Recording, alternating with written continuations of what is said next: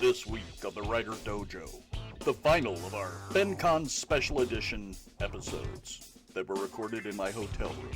Yep, the audio still stinks, but this week is definitely worth listening to. Enjoy! Welcome to the WriterDojo! Your hosts, Diamond Good morning. and Larry Correia. Hey, y'all. Today's episode, Working with an Editor with Toni Weisskopf. Welcome back to the WriterDojo, everybody. We are pleased to have you with us today, and we are more pleased to have one of our favorite people on the planet with us today, and that is Toni Weisskopf. Toni, give us the brief introduction, and thank you so much for being here with us today. Thank you guys for having me. I really appreciate being welcomed into the dojo. I've got my kit on and I'm ready to wrestle. My name's Toni Weisskopf and I'm currently publisher of Baen Books. I've been working as an editor in the science fiction field since 1987, which is now a very long time. We're looking forward in 2024 to Baen's 40th anniversary. And I'm interested in talking with you guys about working with authors and editors because I think that there's a lot of mystique that's out there that can be dispelled, and that can be dispelled by talking with actual editors. So I've worked with a lot of different kinds of writers. And one of my rules, I know this is one of the things that Larry has talked about too, is that what we are talking about is descriptive, not proscriptive, right? There is no one right way. You have to figure out, we're going to try to give you tools, and you take a look at what those tools are and how it fits into your toolkit. I've worked with Toni now for about 12 years, and I can say that she is a legend in the editorial field. Toni is super well known in sci-fi and fantasy, and very well respected, and we're really, really happy to have you on today. And for me as well, I was thinking back this morning before coming to the show, and it also hit me as well that Toni gave me my first professional edit as well for a short story. And so this is pretty cool. I'm super excited about this. I'm super glad that you're with us, Toni, from a completely selfish point of view, because all the listeners know that that's how I roll. I'm just excited because I have basically the two people I respect most in the industry at the same time. And that's awesome. That's because Jack Wilder is in the room producing right now. That's right. I'm talking about Toni and producer Jack. We are coming to you guys live from FenCon. Woo! Very early in the morning. Luxury Jack Very Wilder early suite. in the morning. So Toni, for me, I think the very first thing I noticed when I got my very first legit professional edit from you, the very first thing, honestly, was I don't understand what all these squiggles are on this page. But beyond that, for me, it wasn't the volume of edits, it was the type of edits. Now, I know some of our listeners are, obviously a lot of them want to be professional authors. What is the best way for an author to receive feedback from someone like yourself? Well, I think I think the author-editor dynamic is an interesting one, and it's different for indies because in the indie world, the author is hiring the editor. In the trad pub world, in the small press world, the editor-publisher is upfront providing the author with money. Right? So there's that immediate incentive that for every edit that you get, you have to ask yourself, is it worth this? Right? But you also have to, but it's a very much a trust relationship, right? You have to trust that the editor has your best interest at heart, and that they are trying to make your story the best that it can be. So not every editor is going to see the same things in a story as any other editor, right? If you have alpha readers, or if you've gone to writers' workshops, you know that there's going to be a range of response to your story, and you always have to test any kind of feedback against your internal vision of what that story is. But in TradPub, the power of money is right there, right? Is it worth it to me to change this comma? Well, all right, I'm getting $500 for this story, so am I going to die on this comma hill? Probably not, no. Am I going to die on the you need to change the gender of the protagonist? Maybe you will die on that hill. But it's a trust relationship, right? Now, having said that, there's an old Peanuts cartoon where Snoopy, the dog, became a writer, and he sent off his manuscript to the traditional publisher, and he got sent back rejection, and he looks at the rejection and he says, no, they didn't understand. You were supposed to pay me $100,000 and it was going to become a bestseller. And I think truly internally, that is what every author expects with every single work, right? You were going to tell me I was the greatest author, that there were no changes needed, and it was just absolutely perfect as is. There is an element of pridefulness, because as authors, we wouldn't be authors if we weren't prideful, because we think, obviously, I'm the guy to tell this story. Yeah, absolutely. And I think you need that, right? I think you absolutely have to have that. You have to have that belief in your story. Otherwise, you wouldn't emotionally be able to send it out, right? One of the things I've liked about working with Toni, and you've edited a lot of my books over the years, is that the editorial direction you give tends to be very pragmatic. I've heard horror stories from other authors at other publishing houses where the editor just kind of comes in and takes over and redoes it to his vision. All right, I'm making a frowny face now. Yeah. Yeah, and so you know the kind of people I'm talking about. You can feel the frowny face through the audio, I'm pretty sure. Well, but one of the things I really like working with you, Toni, was that you would see what I was going for, yes, and you would help me to reach that goal better than I was reaching it. And you've had times where you've come back to me and said, this book really has a theme of this. Monster Hunter Siege, you're like, this book has a theme of fatherhood. And it really did, and I hadn't even really realized that. And you helped me put some bits in there to realize that better. That said, I gotta tell everybody, my favorite editing story with you was, I can't even remember what book it was. It's one of the Monster Hunter novels. And there was a scene, and you put a note on the scene. And this is the entire note. I'm not kidding. I don't know if you remember this. This scene sucks. Make it not suck. And the thing is, though, you were absolutely right. And when I went and I read it with fresh eyes, I was like, yeah, this scene is necessary, but it's not good. This could be bad. And I did. I made it not suck. To be sure, you can't give that direction to every writer, and you probably shouldn't give that direction to somebody you've never worked with before, right? Yeah, the reason Toni could give me that direction is she knows my process, and she's edited a bunch of my books, and she knows what I can and can't do. And I have to say, as an editor, I learned from you, the very first book, the Monster Hunter International, there was a word that I wanted changed, and that word was pawn. Right? Pwn, yeah. Right? PWN. PWN. I'm like, is this Welsh? Okay, it wasn't Welsh, right? And I looked it up and I was like, no, this is just going to be confusing. You really need to not have it there. But Larry stuck by his guns. He stuck by his guns. And no pun intended. And he was absolutely right? It needed to be in there. Because I was doing internet troll speak. Yes. Yeah, you were 100% correct.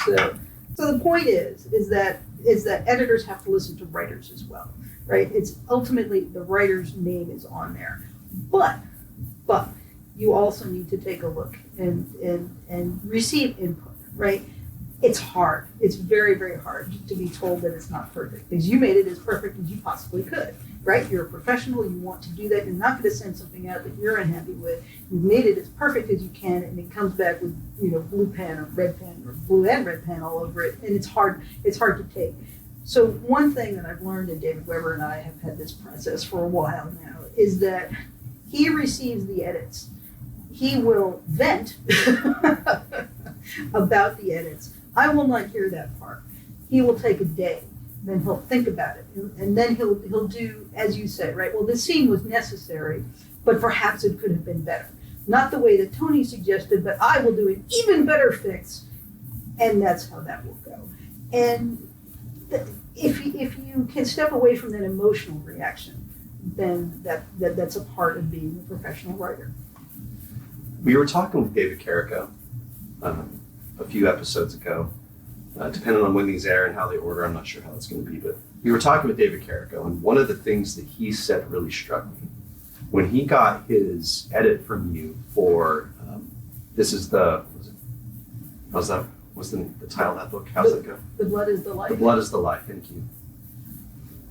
I asked him how he felt about the edit when it came in, because I'm always very curious about these things, because I know how I feel, and you're right, Toni. There's that moment of, man, everyone hates me. But David said his response was super cool. He said, man, I was on cloud 9. And I thought, well, that's strange to me. So we asked him why, and he said, because an editor of Toni's caliber was saying, hey, I'm willing to work with you if you're willing to put in the work. And he said, man, that was all I needed to hear. And he said, so, 3 seconds later, I replied, yep, I'm all in. Let's do this thing. And I think that's special. But I think it comes down to what you mentioned earlier, Toni, and that's the trust factor. How do you build trust with the authors that you work with? Oh, well, you just got to be right all the time. Oh. No, I'm serious, right? So, and again, these are lessons that have been pounded into my head. I once made a mistake line editing Dave Drake. Now, Dave Drake, he's trained. He translates Latin for fun. His prose is beautiful. His manuscripts are clean. He and C.J. Cherry, who also, by the way, taught Latin, beautiful. Maybe there's a typo every 100 pages or so. All right, I changed antennas to antennae, right? Because I knew, right, and I didn't look it up. David Drake will go to his grave telling people this story, right?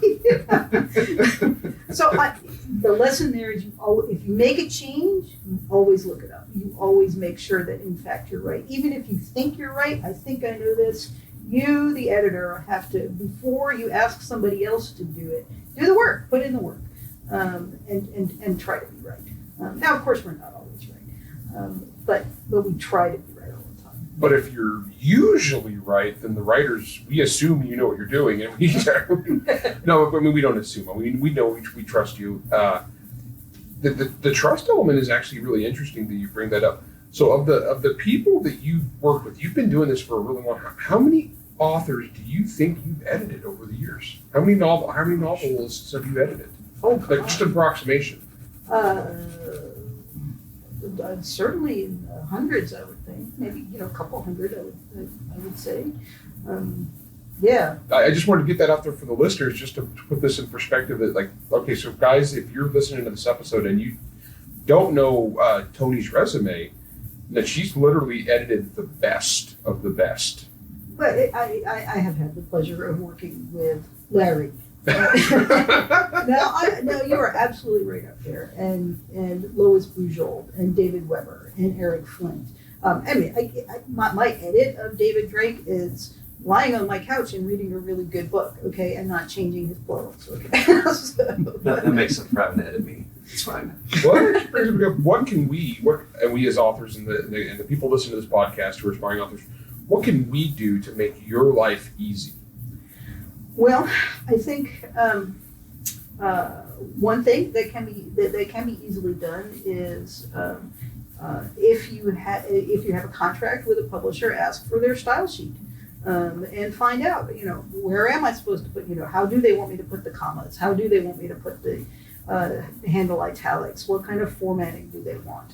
If you're submitting a manuscript, all of that is going to be in the submission guidelines. Follow them, have that be part of your professional, the way that you present yourself as a professional.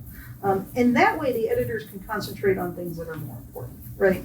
continuity and pacing and plot and characterization, and not having, if you don't have to fuss with where the quotation marks are going, it makes it a much easier read, and that's why we do editing, right? Is because we want the end user, the reader, to not have to stumble over any of that stuff. So it's I've always kind of thought of it as like the levels of editing. There's the big edit, and then there's the little edits. The little edits, that's stuff we can, if we're good, we can make sure all our punctuation is there, and not pull up Cormac McCarthy with our experimental sentences. All right, so that's a thing, right? He's making a style choice. He's deciding that for his readers, it will be more fun for them to decode than actually read the story, right? To me, all right, but again, it's a choice. Some people want that, and that's fine. As an editor, you have to learn to understand that, right? Are these choices that an author is making? And if they are choices, do they work or don't they work? And I think, just going back to how I edit Dave Drake, not editing is also editing, right? Not changing. As an editor, you have to resist the impulse to, well, I would have done it this way, right? Or, I would like to see this. If it's not actually what the author wants, you have to not suggest it to the author. That's a good. As a junior baby editor, having only edited a few little things, anthologies and that kind of thing, I think my biggest screw up, and this is something that I have to work on and improve, is I am too hesitant to, because I don't want to, and I'm Larry Correia and they're writing an anthology for me. If I want to boss them around, they'll do it, right? But at the same time, I'm trying to balance it and let them have their artistic vision, even though deep down I'm like, this would be better if you did this and this. Yeah, it's a hard, road, to navigate. How much input is too much, and it differs for every author too, right? Some authors, if you give them input, Dave Butler, he will go way, way too far, right? trying to figure out what it is that you really meant, and will go the extra mile. And it will be too much, right? So you have to, as you work with an author, you have to figure out, okay, this is the kind of input they need, and this is the kind of input they don't need. So we're going to take a quick break. And when we come back, I kind of want to continue on some of those thoughts, Toni, about how you're able to work with the authors and identify which ones need to be reined in more, which ones need to be given their lead a little bit more. So we'll take a quick break. We'll be right back. The history of art is the history of civilization itself. With the rise of computers, it wasn't long before humans began to explore using artificial intelligence, or AI, to generate artwork. Recent breakthroughs have resulted in millions of eager users now racing to create their own art with this new technology. The ability to make anything can be daunting for new users, though. An illustrated guide to AI prompt mastery is intended to serve as a handy reference guide for users, both new and more experienced. Using a unique and whimsical collection of cats, dogs, and other assorted animals, artist-author Jack Wilder, that's me, provides users with visual representations of different artists who can serve as inspiration for their own art. Artists interested in improving their ability with AI, fans of art history, or even just fans of cute animals wearing costumes will all find plenty of interesting artwork to peruse. An illustrated guide to AI prompt mastery is a valuable reference to this fascinating new field that is emerging and is helpful for all AI users, whether they are using Midjourney, DALL-E, Night Cafe, or Deep Dream Generator. An illustrated guide to AI prompt mastery is available now on Bain.com or Amazon. Pick up your copy today. Welcome back. Again, we are so excited and so pleased to have you with us, Toni. Thank you so much for suffering through Larry and I. During the break, Larry completely edited everything that we were talking to her about. She was like, Steve, no. That's not how you ask the question. That's not what you say. So thank you. This is not true. These guys are great interviewers and they're lovely to talk to. So Steve is messing with you. He's messing with you. Toni, I am really, really curious. Part of the fun of doing the WriterDojo podcast and talking with people, and I've moderated an idiotic number of panels at this point. And so part of why I still do it is because there's so many things I don't know, and I take the opportunity to selfishly ask the questions I want to know. So for you, Toni, I'm really curious how quickly and how you're able to identify the authors that need more help versus the ones that, like you talked about Dave Butler, where you say, oh, yeah, you're going a little too far, buddy. Pull it back. Is it just experience, or there's some tips and tricks that you've learned over the years? Well, there's sort of two different philosophies that I've been exposed to as an editor. I should say that when I entered into this field, I always wanted to be an editor, right? I didn't want to be a writer. I always knew that John Campbell and Fred Pohl, the editor, the Galaxy editor, they were my role models, right? They were who I wanted to be.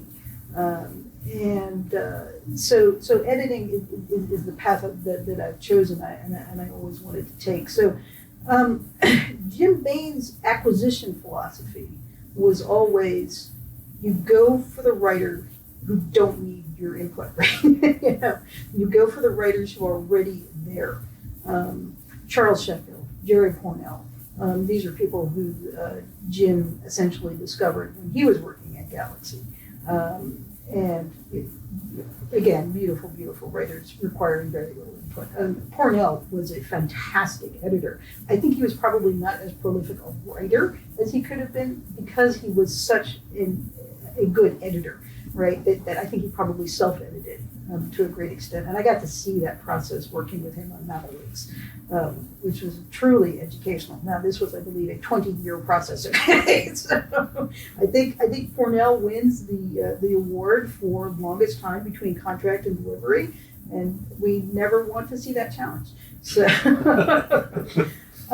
Bambova, on the other hand, was his acquisition philosophy was that you go for the writers who show promise but need editorial input, because the other guys are going to do fine, right? But the people who need the editorial input need you, and you have this partnership with the writers. And I think a little bit of both is probably reasonable. Learning which writer requires which amount of input is just a matter of time and experience. And I think it's less writers as stories, right? Different stories require different amounts of input, right? You take a look at Heinlein and Glory Road, right? Glory Road was one of those, the muse took him over and he wrote it and he just got it down on the paper with like a ridiculously short amount of time, and boom, and that was it. It was whole, it was beautiful, ding done, right? Other works he took a lot longer on. So I think it's the individual story that determines how much input you get or need as a writer.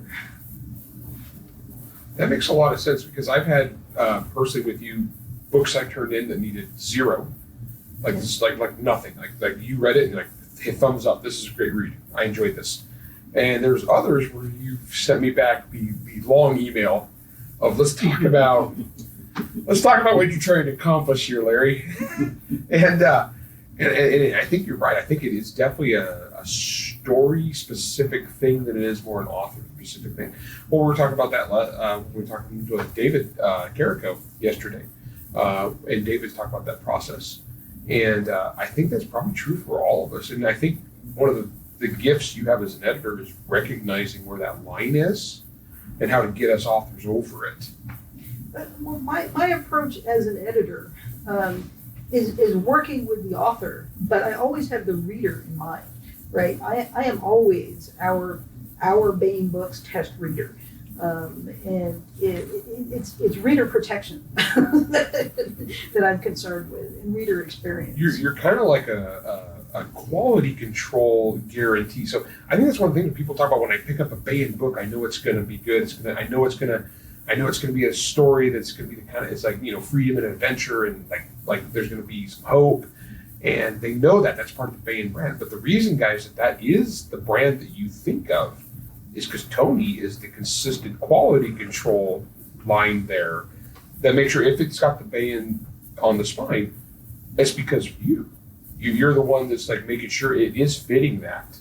It is, and very early on, Jim and I realized that was the key, right? That the Baen brand was not about genre, was not about a political philosophy, but was about reader experience. And I'm glad that has worked out. One of the things you mentioned, Toni, earlier, I get really fixated on certain words that our guests use, and the one that you used was partnership. Yeah. And I think that's super interesting, super important. How can our aspiring authors help create that partnership with their editor? Well, again, this is really tricky, right? We are in a point in time when technologies and delivery of story technologies are changing. When I first came into the industry, the way you delivered a story to a reader was mostly through a mass market paperback. That's how science fiction and fantasy got delivered to readers.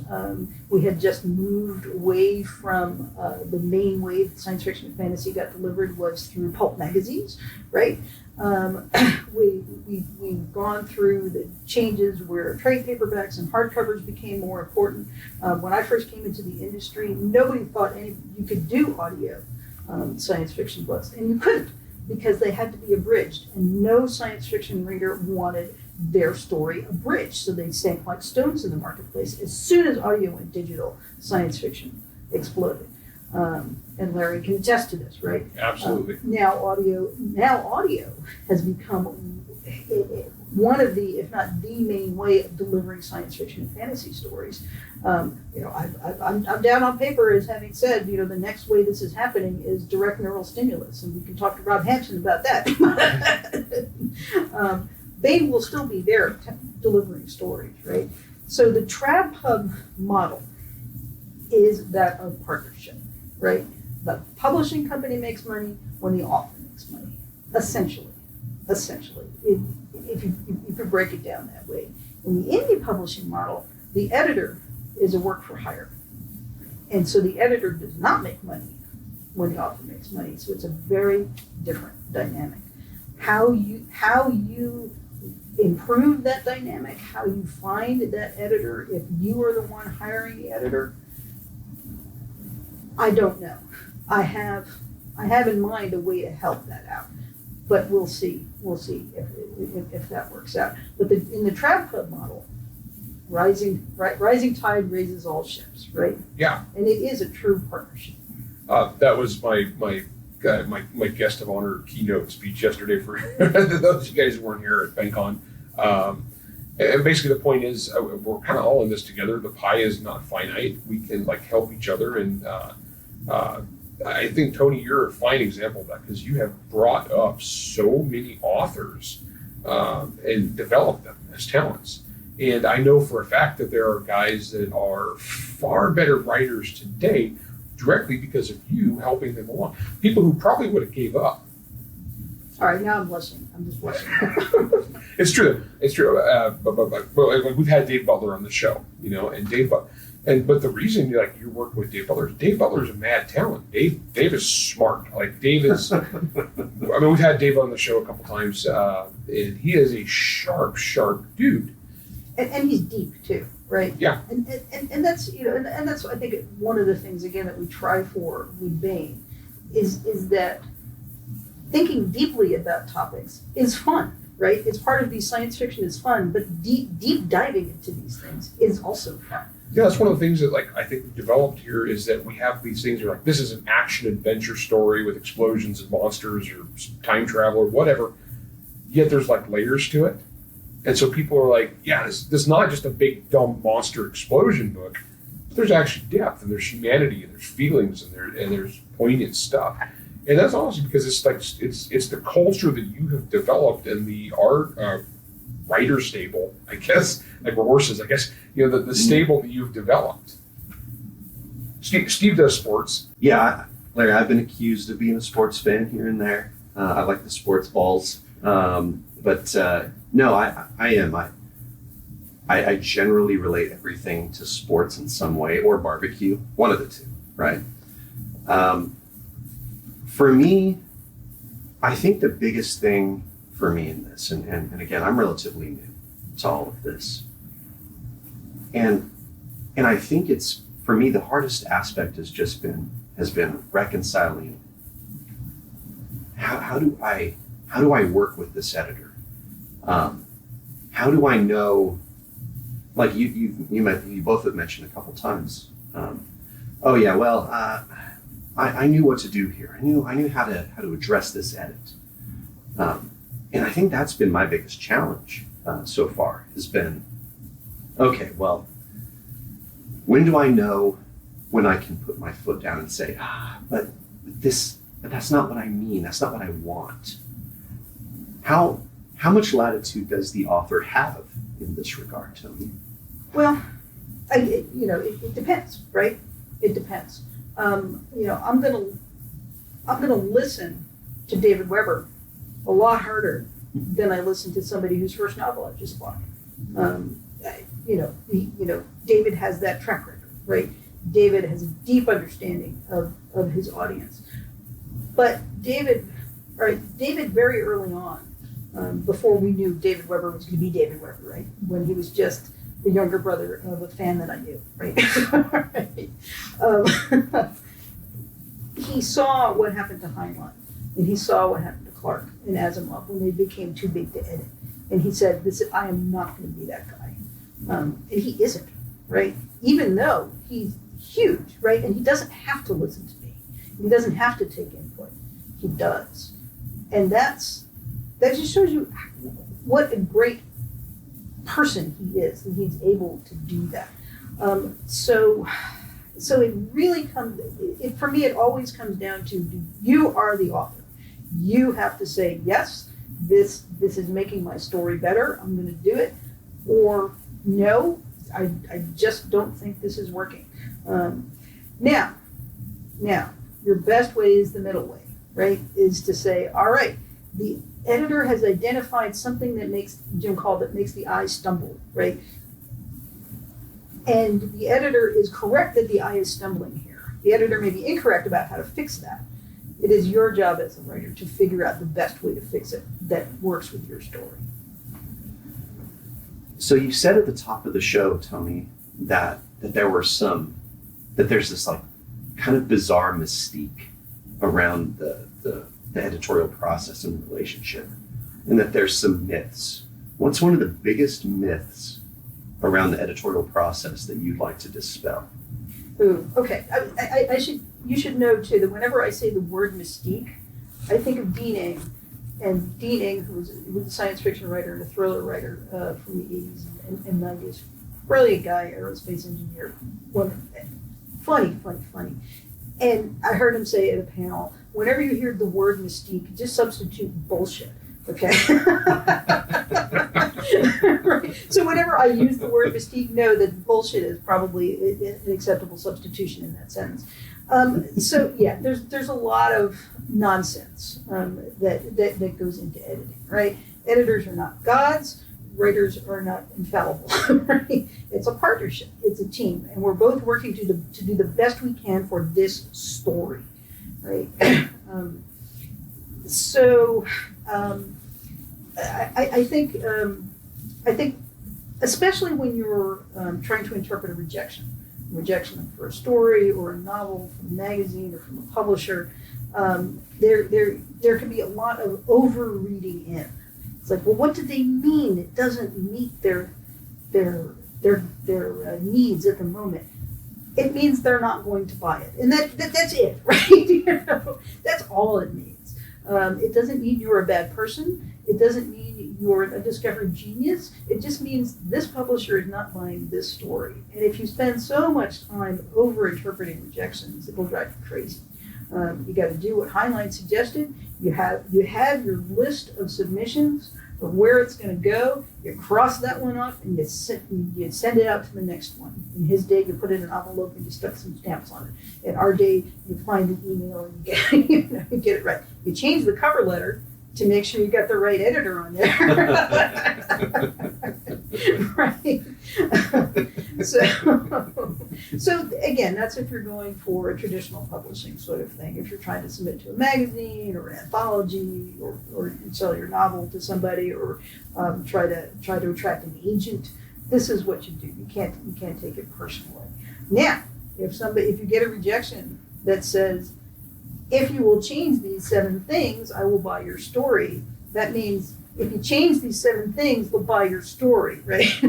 Now, if it says you need to change these 7 things and it'll make it better, but it doesn't say, and I will buy your story, it just means the editor is giving you free advice. And free advice is worth what you paid for it, right? Maybe you change those things and you send it out to the next person, maybe you don't. So we're on a little bit of a tighter time crunch for this episode. So Toni, I have one final question for you. And that is probably the thing that all of our listeners want to hear. And that's, what is your single biggest piece of advice for the aspiring author? And I realize that's a large question. All right, so that's hard, right? There's no one single piece of advice that I can give.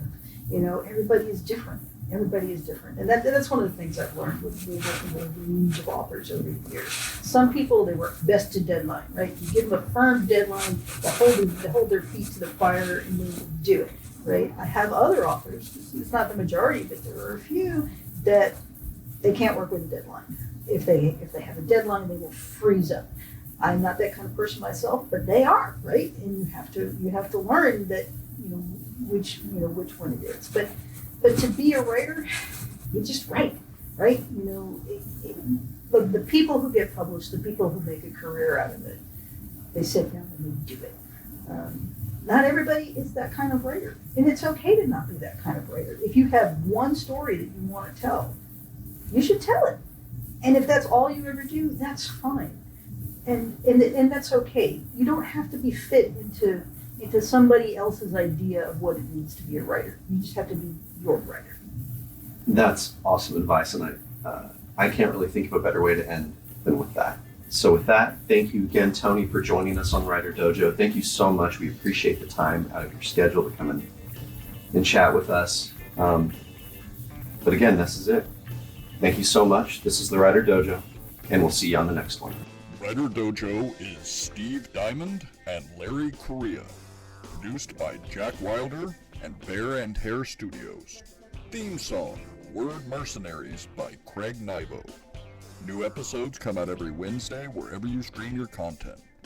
If you enjoyed this podcast, you can help support us by going to anchor.fm/WriterDojo, by leaving a 5-star rating and review, and by helping to spread the word. To advertise on the WriterDojo, email ads@writerdojo.com. All questions and comments can be emailed to questions@writerdojo.com. This scene sucks. Make it not suck.